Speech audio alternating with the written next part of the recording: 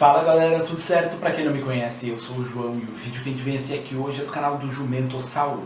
O que aconteceu com o Shingeki no Kyojin? Finalmente aí ele vai fazer uma review aí falando sobre como foi todo acontecer aí do Shingeki no Kyojin, talvez principalmente aí sobre o final, esse final tão polêmico que rolou. Talvez só sobre o final, na verdade, ele comente, não sei se ele vai fazer um comentário tão longo aí sobre tudo que rolou até esse momento, mas com certeza vai ter algumas coisas aqui e ali adicionar mesmo que ele fale só do final, porque tudo tem a ver com isso, vamos dizer assim. Bom galera, espero que vocês estejam gostando dos react aqui do canal. Se vocês estiverem gostando, não esqueçam de deixar um like, se inscrever no canal e ativar o sininho para receber as notificações. E sem mais enrolação, bora pro vídeo. Olá internet, eu sou Alexandre Esteves, aquele cara que vive falando mal de anime que você gosta, mas que é o fanboy imenso da série dos Titãs. A temporada de animes de janeiro terminou, eu fiz o meu videozinho da conclusão, mas nele eu não comentei sobre Shingeki no Kyojin. Deu bastante o que falar, a facção Jäger estava todo vapor no Twitter, inclusive fiz um vídeo defendendo a Gabi já, e hoje estou aqui para finalmente debater o que achei sobre esta etapa da... Espero que esse vídeo não seja defendendo o final. Não só esta parte, como sobre o arco inteiro até o fim da obra, já que eu decidi ler o mangá e finalmente vou poder comentar aqui pra vocês. Então eu vou falar primeiro sobre a parte do anime, pra quem só acompanha no anime, e a gente divide o vídeo pra falar do mangá depois para os leitores do mangá também, certo? Bom, primeiramente o que mais chama atenção nessa fase da história é que é outro anime. Até agora nós passamos dezenas e dezenas de episódios naquela perspectiva dos nossos heróis, acompanhando-os, desbravando junto com eles os mistérios da série, mas agora que deu esse ponto-chave da história, onde eles saem das muralhas, não só muda a perspectiva, pra gente ver o lado de Marley, ver os outros personagens ali durante bastante momento, até finalmente voltar pro nosso grupo, como também a história começa a encaminhar para ganhar um tema, ganhar um assunto sobre o que esse anime quer falar. Bem interessante isso que ele está falando, porque é uma coisa real aí em Shingeki no Kyojin. É uma parada que mudou totalmente nessa temporada, eu até não tenho por que reclamar disso. Foi uma parada muito interessante, uma jogada muito arriscada, mas foi muito bem feita aí pelo Isayama. O que realmente destruiu tudo isso foi o final, como a gente sabe, mas todo o desenrolar até esse momento foi muito bem construído. Se tivesse um final aí razoável, no mínimo, o anime estaria estourando como nenhum outro, com certeza. Até agora não era nada, né? Era mistério, muito interessante ali, muito bem feito e tal, mas não estava dizendo nada. Agora a história começou a encaminhar para algum lugar. Só que esse lugar, meu amigo, não é o paraíso que a gente estava esperando, né? Eu gostei muito de como a gente passou 3 temporadas inteiras no suor e na esperança ali, né? Sofrendo, mas persistindo para alcançar esse objetivo de descobrir, né? O resultado, descobrir o lado de fora das muralhas e libertar aquele povo da ameaça dos titãs. Só que agora que isso finalmente acontece, a gente dá de cara na parede. E agora é só tragédia, porque o que a gente encontra do outro lado das muralhas é a realidade cruel do mundo jogada na nossa cara. O lado de fora não é composto por vilões que... Sabe, mano, se eu fosse o Isayama, eu ia falar assim no meu Twitter: foda-se o final do mangá, vou usar todo esse tempo que eu tenho ainda pra criar um último capítulo decente pra colocar no anime e me redimir sobre tudo que eu fiz, porque ainda dá tempo. Por mais que eu saiba que mangá é o que inicia a venda e se vende bem, eles vão lá e constroem um anime em cima disso, que todo anime, vamos dizer assim, ele é construído para fazer mais popularidade aí pro mangá ser vendido, vamos dizer assim. Eu ainda sei que muita gente assiste o anime e não lê mangá. Eu até acredito que a porcentagem aí, que você sabe, de quem assiste o anime seja muito maior de quem lê o mangá. Então ainda dá tempo dele fazer algo assim, mas ele não vai fazer, com certeza. É uma parada muito arriscada e vai saber se daria certo. Eles atacam Parades porque eles são maus. É composto por, assim como Parades, um bando de vítimas dessa guerra inevitável. E esse arco começa justamente com essa virada de perspectiva, mostrando o lado de Marley e a invasão do Eren em Libério, fazendo o papel, né, que o Ryan, a Annie e tudo mais fizeram em Shiganshina 4 anos atrás. A única forma deles lutarem, deles sobreviverem, é eles se tornando tão errados quanto os inimigos deles. Já dizia o Armin sobre o Irving algumas temporadas atrás: não se obtém nada sem fazer sacrifícios. E por mais que as pessoas pareçam ter dificuldade de absorver esse tipo de história que muda de perspectiva, devido a todo mundo torcendo pro Eren matar todo mundo mesmo e foda-se, é o tipo de obra que eu aprecio muito. Quando começou a mostrar o lado de Marley, eu já fiquei, puta que pariu. E eu amo esses valores antimaniqueístas que o anime ostenta, sabe? Não existe o mocinho e o vilão, não existe o lado do bem e o lado do mal. Os dois estão errados, os dois têm motivos para estar errados. Isso que é guerra, afinal de contas. E é com essa invertida de papel, com essa virada de perspectiva, que o anime introduz o tema que ele finalmente está abordando na série, que é ciclo de ódio, falsa liberdade, e eu adorei. Gosto muito da forma como os poderes dos titãs abalam aquele mundo de uma forma excêntrica. É óbvio que a sociedade ia brigar por aquilo, é óbvio que aquilo ia dar poderio militar, é óbvio que ia causar conflitos entre nações por causa daquilo. Finalmente a série começou a dizer alguma coisa. A Gabi também alimenta muito esse propósito. Ela sendo o Eren do outro lado, né? Ela sendo a criança inocente e pirralha chata, que grita o tempo todo os seus princípios, as suas morais agressivas pra acabar com o outro lado, né? Pra proteger o seu lado. Eu acho esse arco muito bem concatenado também. Uma coisa eu tenho que confessar, a Gabi foi uma personagem muito bem utilizada para conseguir realmente demonstrar esse circo de ódio dentro do anime. Não só pela questão do ódio que ela possuía, mas pela questão de fazerem críticas, colocando pessoas ali que estavam do outro lado com uma frequência certamente grande, para demonstrar para ela que ela não estava necessariamente certa pelo que ela acreditava. E aí começar a entender o lado dos outros dois lados e ver que nenhum estava certo, em alguns momentos só um estava certo, porque aquele momento, por exemplo, que a Gabi foi criticada dizendo que eles não deveriam pagar pelo que pessoas há 100 anos atrás fizeram, e a gente começou a ver a reação dela e ela percebendo que ela também estava errada. Isso foi muito bem feito. E uma coisa leva a outra de um jeito muito interessante. Eu gosto como o Isayama aproveita bem os personagens, né? Ele trouxe a Gabi pra dentro da casa dos pais da Sasha. A morte da Sasha, eu comentei no vídeo da Gabi que a morte da Sasha não pareceu ali pro espectador ficar triste ou pra fazer uma trama ali pra abalar os personagens. Não, pareceu ser uma coisa muito maior, pareceu ser pra história, sabe? Pra trazer alguma virtude no tema que ele tá abordando ali. E eu estava certo. A menina que a Sasha salva ser um ponto de interação com a Gabi, que vai com a família da Sasha. Tem vários elementos, várias historinhas que vão cruzando essa coisa do lado deles, né, dos interesses e tudo mais. E dadas as atitudes do Eren lá em Libério, é óbvio que a sociedade eldiana também ia estar pegando fogo. Então surge ali um grupo que apoia aquele extremismo dele. No meio disso tudo tem os problemas excêntricos, o Zeke não é confiável, a posse dos titãs, o pessoal quer tirar a posse do Eren. Então tem uma trama política muito interessante acontecendo ali. Eu gosto de como as coisas se desenvolvem, sabe? E o Eren é o personagem que está na linha de frente dessa abordagem trágica que o anime tá tendo. Até porque ele é outro personagem agora. O nosso protagonista passou a série inteira gritando seu objetivo de liberdade, né, pelo único motivo de que ele nasceu nesse mundo, então ele tem o direito de conhecer esse mundo. Agora chega nessa temporada e esse mesmo personagem manda pra gente: a maior bênção que alguém poderia receber é não nascer neste mundo. Pô, pesa, sabe? É tenso. Eu gostei de como o Eren tava arrastando. Gostei do cosplay dele. Com ele. A série tava funcionando muito bem. Eu adorei muito tudo que esse arco tava fazendo. Mas, convenhamos aqui, que ele executa todos esses eventos muito legais, toda essa trama muito bacana, em cima de muita conveniência e uns recursos bem baratos, hein?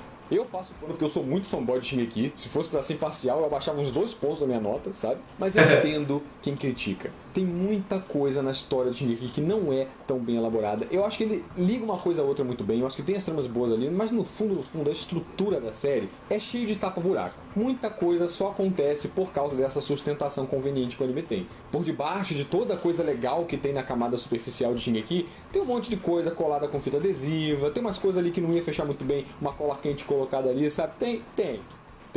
Principalmente os poderes de Titã. Os poderes dos titãs é o maior problema da série Shingeki pra mim. Nossa, aquela cena da Season 3 onde o Eren tem que proteger todo mundo e convenientemente voa um frasco escrito endurecimento. Ele morde aquela bosta e pronto, agora ele pode endurecer. Cara, é muito A bola da vez é a medula do Zeke. Cara, qualquer coisa que tem que fazer é a medula do Zeke. É a célula do Hashirama do Shingeki no Kyojin, sabe? E eu acho que a maioria desses problemas cai sobre este arco final. Porque até então, até a parte de dentro das muralhas, tudo é mistério. Qualquer coisa que não faça muito sentido, tá pra explicar. Vai ter ainda, relaxa. Só que agora chega na temporada final, que é onde tem que explicar tudo, não tá se saindo tão bem, não.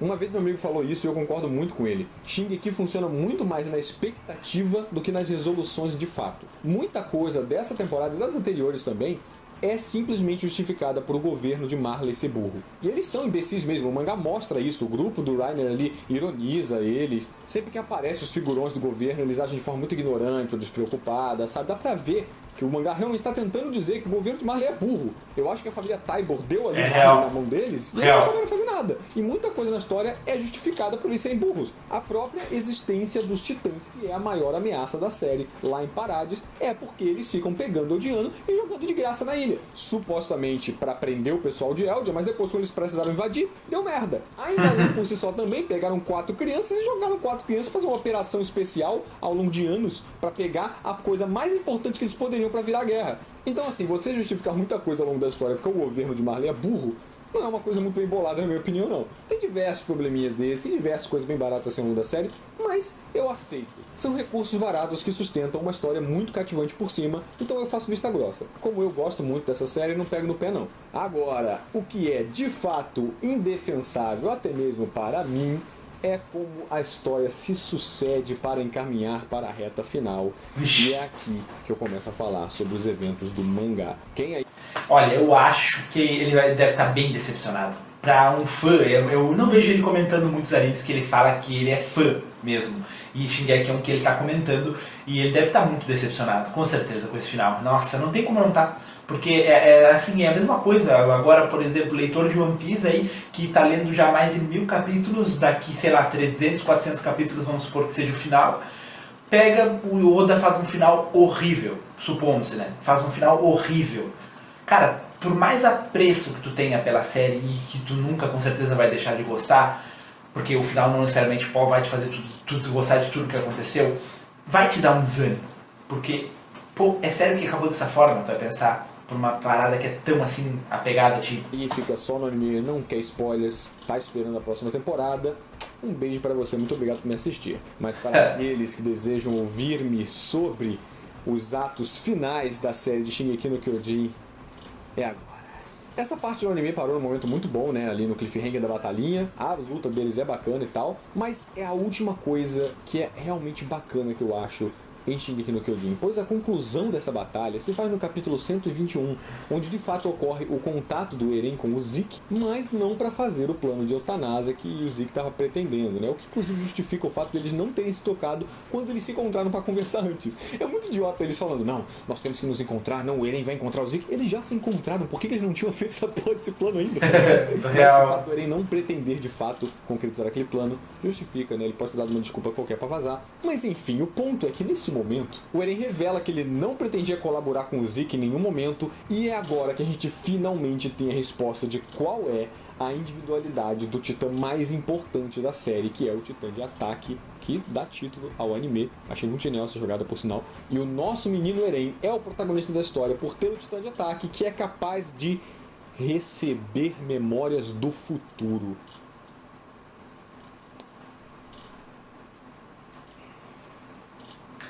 Olha, mexer com tempo, viagens do tempo, memória, essas coisas, é uma parada muito complicada de fazer dar certo realmente. Principalmente por furos de roteiro, é uma parada que abre uma brecha gigante pra esse tipo de coisa. Mas uma coisa que eu tenho que confessar, eu li o mangá e, mano, eu curti, eu não curti isso daí, mas eu curti aquele momento que ele vai falar agora, que é a forma que o Eren faz pra persuadir o Zeke. Que é o Zeke ali que aparenta estar no domínio, no controle de tudo, só que do nada o Eren vai mostrando as formas do que já aconteceu de verdade, as palavras do pai deles, e o Zeke vai começando a cair totalmente do pedestal que ele estava lá em cima, se achando no domínio do Eren ali, tentando mudar a convicção do Eren, e ele começa a perceber que na verdade ele estava errado. Essa forma que foi feita eu achei muito legal, mas o que ele está falando aqui realmente Quando eu li esse capítulo, a impressão que eu tive foi: ou o Isayama é um gênio, ou ele é um imbecil. Porque ou ele tá fazendo algo incrível. É o que eu achei que ele ia pensar. Porque, né? Essa história vai transcender qualquer obra-prima que já existiu, ou ele tá jogando a história dele no lixo. Porque você chegar numa história que é um mistério e conflito político e enfiar viagem no tempo, não parece uma boa ideia. E aí é uma sessão de bullshit. O Zeke era a chave para o Eren dar o comando para Ymir alterar o corpo dos Eldianos e executar o plano. Mas devido ao tempo que o Zeke passou naquele cenário metafórico ali, ele teve intimidade com a Ymir, então agora ele que controla, mas não! O Eren nesse momento abraça a Ymir e ela se apega a ele, ela entende ele e agora ele volta a ser o cara que comanda. O que tá acontecendo? E a gente entende até agora que o Grisha só fez o que ele fez no passado porque o Eren do futuro mandou as memórias pra ele.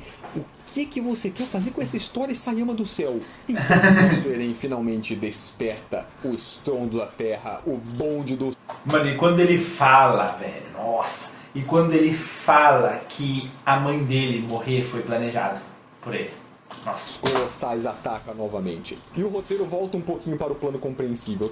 É como a galera fala, a única parte boa desse final aí mesmo, que claro, ele não tá comentando agora sobre o episódio final, mas No episódio final, a única parte boa é o Levi cadeirante com uma perna cruzada, porque não tem nada melhor. Decolando nos capítulos anteriores. Opa, pegou, voltou. Vamos focar aqui em parar o Eren. E eles encaminham pra juntar o pessoal, formar aquele grupinho ali, que é uma coisa muito barata, mas ok, é um fanservice legal, né? Novamente tinha que fazer uma coisa barata pra executar algo legal por cima. A batalha que eles têm ali no porto, né, pra pegar o navio e ir atrás do Eren, eu gostei. É legal ver o pessoal brigando junto ali. Eu gosto também que eles encontram o Das e o Samuel. O Yosayama novamente vai inserir um personagem pra fazer alguma coisa na história e ele não bota um figurante ou um personagem aleatório, ele sempre traz gente que a gente já sabe quem é. E não só é um detalhezinho legal, como se transforma numa cena genuinamente boa ali, onde eles que se gostam são obrigados, né, a se enfrentar e se matar, inclusive, uma cena bem pesada, eu gostei, por conta de conflito de ideais, né, da situação lá. É uma guerra, né, é isso aí. E enquanto isso, Eren com seu exército de titãs colossais destruindo tudo. São cenas muito boas. O roteiro tá mal escrito, mas as cenas dos colossais destruindo tudo são muito boas, cara. O Eren, naquela forma bizarra dele, caraca, que maneiro, velho. Cara, se isso for bem... É o que eu falei, mano, é o que eu falei. Se ele fizesse uma finalização, no mínimo, razoável, a história tava maravilhosa. Porque por mais que é difícil de engolir algumas coisas nesse final aí, nessa parte que ainda não veio adaptada pro anime, dá pra aceitar. E é boa, muita parte é boa também. Da parte do anime vão ser cenas muito boas. Imagina um toque bem dramático assim, de medo dos colossais destruindo tudo, aquela figura bizarríssima do Eren junto, assim, devastando a população toda. Dá pra ficar um espetáculo isso no anime, hein? Capricha a mapa, não sei se vai ser a mapa, mas caprichem. E o Eren continua sendo um personagem bacana, essa mudança que ele teve depois. O que vai rolar é que assim, Shingeki na verdade ainda vai ser um sucesso, mesmo com esse final. Porque mesmo esse final agrada a mente da maioria das pessoas que assistem anime. O que eu vejo na maioria das pessoas que assistem anime é que elas não são tão adentradas dentro do mundo dos animes. Elas gostam de ver aquilo que está no hype. Eu conheço muita gente que só assiste coisas que estão sendo comentadas. Shingeki no Kyojin há muito tempo é um anime que é muito comentado.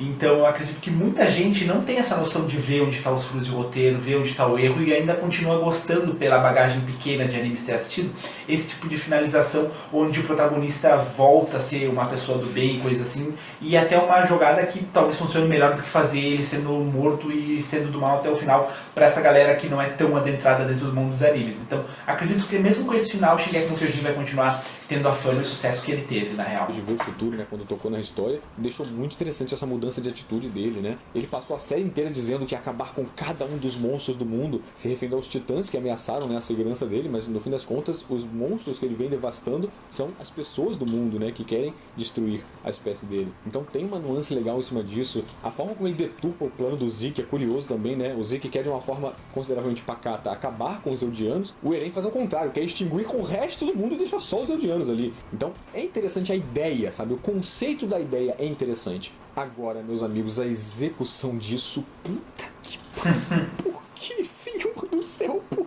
quê? A batalha final da obra se passa sobre aquele corpo esquelético do Eren, só que tem que haver uma resistência. Eles não podiam só chegar lá e explodir o Eren pronto. Seria muito melhor se eles só fizessem isso. Mas é claro que tem que vir a Ymir trazer de volta todos os titãs anteriores para ser um obstáculo para eles. Isso não faz nenhum sentido. Cara, essa parada de reviver todo mundo como foi feito me lembra bastante o que foi feito em Naruto em reviver o Noedo Tensei. Tirou o peso da morte de todos os personagens que tiveram algum tipo de peso dentro da obra e reviveram gente que não tinha nem necessidade de reviver só pra fazer um finalzinho ou um momento legal e romântico ou feliz ali com algum familiar, uma coisa assim, tá ligado? Tem dificuldade de lidar com um monte de titã inteligente, é óbvio, e só conseguem sair disso porque o Falco é um titã mandíbula bestial, um pássaro, ele voa. O que tá acontecendo? É uma nojeira atrás da outra, cara. A pique ejetando do Titã é muito engraçado, cara. É mó legal eles se desvinculando do corpo de Titã, né? Eles ficam meio colados na carne, assim, pô. Estão controlando a porra do corpo de um gigante. Mas como a pique não pode ser devorada, ela tem que ficar segurando, fazendo vários Titãs ali, ela simplesmente ejeta. É muito idiota, cara. Nada mais na história precisa de justificativa. Você só aceita o que está acontecendo. Não questione. Só Ymir sabe, né? Naruto all over again. Cara, é uma idiotice atrás da outra, muita imbecilidade. Eu tava assistindo um anime de mistério e militaria com um conflito político, agora eles estão brigando com titãs mortos em cima de um esqueleto de 600 metros. O que eu tô vendo? Mas eles conseguem superar esse obstáculo com a ajuda do Zeke e do Armin de dentro das coordenadas, que pra mim era só um cenário simbólico pra representar o contato deles com Ymir, mas eles conseguem trazer de volta o espírito dos herdeiros dos titãs anteriores que já morreram. O que? E assim que conseguem finalmente explodir o corpo gigantesco de Eren, Eren volta como um titã colossal, porque ele pode, e o Raiden tá brigando com o parasita original dos titãs, mas gigante, brilhoso, Super Saiyajin, que solta o gás do Zeke pra transformar todo mundo em titã, e briga de titã colossal até eles invadirem a boca. Como é que eles sabiam que tava na boca? Bom, no fim das contas, eles conseguem matar. Tornou tudo mais conveniente. É revelado no último capítulo. O último capítulo é bonito, sabe? Ele é belo. Eu gosto da ideia do final, né? Do Eren servir de sacrifício pra eles serem salvadores da humanidade. Cara, só que é tão ilógico, tão contraditório tudo. No fim das contas, o Eren era o passado e o futuro ao mesmo tempo. Desde que ele tocou na história, ele recebeu as memórias do futuro e passou a manipular tudo desde então pra que chegasse aquele momento.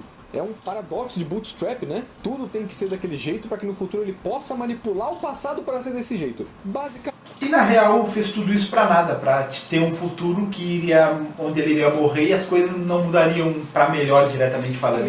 É um porquê sim gigante. Basicamente ele só queria achar um dia interessante pra morrer.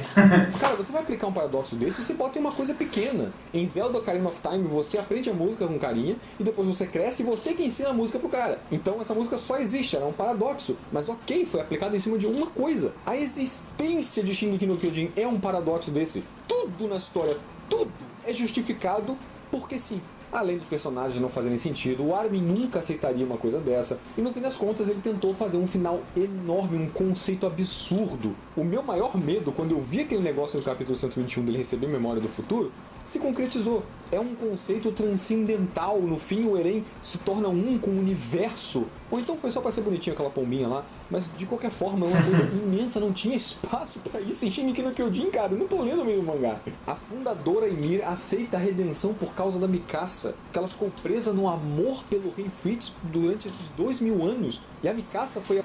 Cara, parece que ele tentou fazer a Mikasa se tornar interessante nessa temporada e não mudou nada. Não mudou nada, porque a Mikasa nunca foi uma personagem interessante, nunca. No início a gente tinha a dúvida que ela poderia ser algo interessante, porque ela já era habilidosa desde nova, era interessante a forma que ela lutava, descobrimos que ela era uma Arkman, então começou a vir aquela parada de dúvida, não, será que ela vai despertar o poder em um momento? Vai se tornar relevante? Vai se tornar uma personagem legal? Mas virou uma morta, que só é uma seguidora escrava do Eren desde nova, porque sim. A primeira que amou tanto alguém com o posse do Titã Fundador, foi isso? E aí ela aceitou? Cara, que coisa confusa. Uma outra coisa incrível é o Levi estar vivo. A cena final do Levi é bonitinha, né? Ele finalmente fazendo a saudação com o pessoal ali. Eu entendo que era pra ser bonito o final, cara. Eu entendi, Sayama, que é pra ser belo ali. Eu achei bonitinho. Só que o ideal é ser bonito e fazer sentido. O Levi sobreviveu tanto nessa história pra nada. Parece a Arya do Game of Thrones, meu Deus. E no meio disso tudo tem a história da origem dos titãs, que é uma coisa importante colocada ali. Eles começam mostrando a origem da vida no planeta, e quando aparece aquele bichinho, eu achei legal.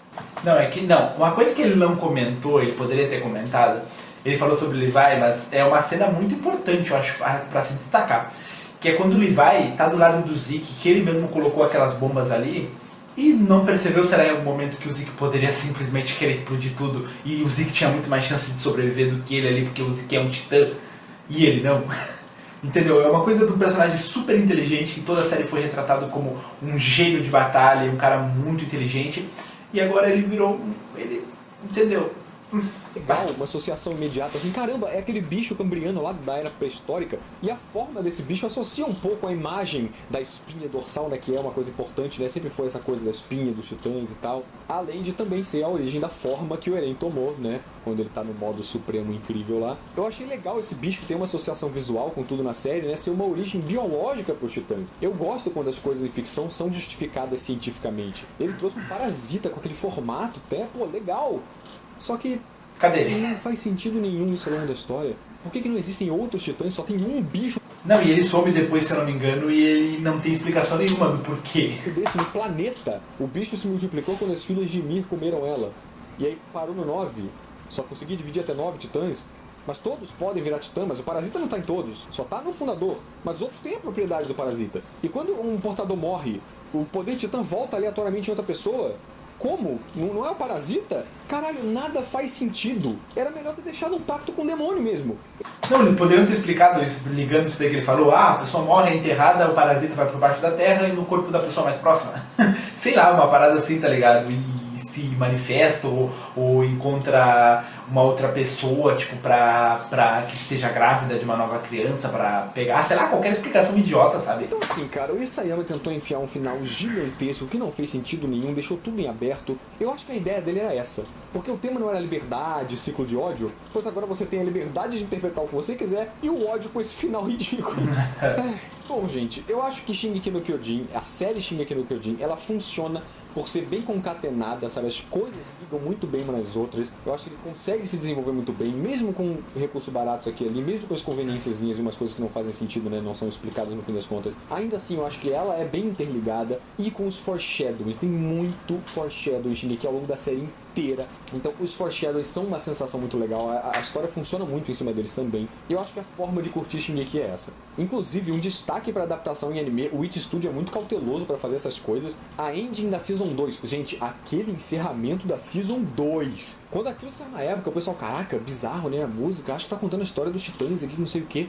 Não só tá falando da história dos titãs, está contando o final da obra. Reassistam aquele encerramento. Mostra o Ymir sendo devorado pelas filhas, mostra o estrondo da terra, mostra a terra achatada no pôr do sol, com o pássaro do Eren voando, e os Eldianos levantando do chão, para encerrar com a rachadura no rosto da deusa Ymir, né, que é a quebra da maldição dos titãs. Que legal!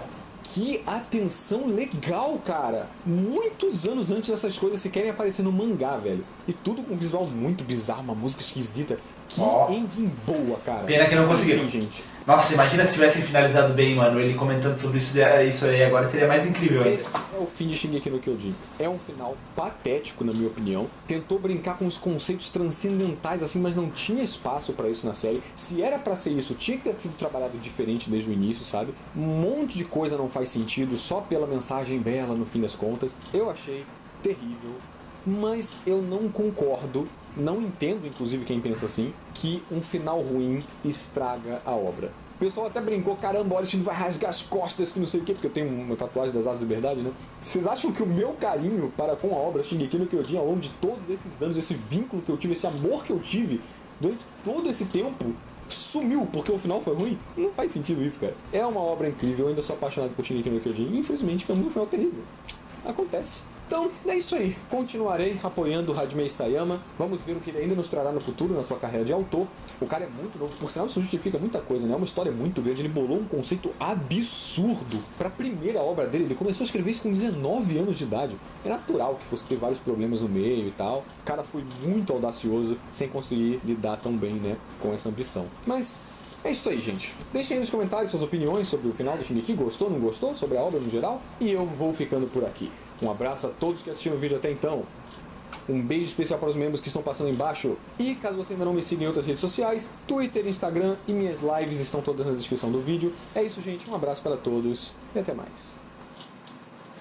Olha, eu concordo com ele que o final não estraga a obra. Isso não depende só do final, ainda mais quando tu, como ele mesmo falou, tu tem um apego de anos para aquilo. Não vai ser um final ou até uma temporada, seja lá qual for, que vai estragar toda a tua experiência e coisas assim. Mas eu entendo também o lado de pessoas que acham que estraga, porque cada um tem a sua visão do que enxerga para assistir um anime. Talvez essas pessoas elas tenham uma visão um pouco mais realista. Dentro da realidade, o final estraga todo o processo, querendo ou não. Porque não adianta tu pensar, um exemplo aqui, tu tá numa guerra aí e tem 5 anos de guerra, tudo dando certo, mas do nada, por um deslize no final, tu perde a guerra e perde 5 anos de guerra, entendeu? É uma parada que, tipo, dentro da realidade, o final faz toda a diferença. O final faz toda a diferença, até porque é o final daquela história tão boa que a gente queria ver um final bom sendo ruim. Então faz sentido a galera que não gosta mais do anime por causa do final, mas também faz sentido quem gosta, porque também tem um apego emocional muito grande, que é o meu caso também. Bom, galera, mas espero que vocês gostaram desse vídeo. Se vocês gostaram, não esqueçam de deixar o like, se inscrever no canal, ativar o sininho para receber as notificações. Comentem aí também o que vocês acharam dessa opinião do canal Jumentossauro e da minha opinião também. E até a próxima. Falou!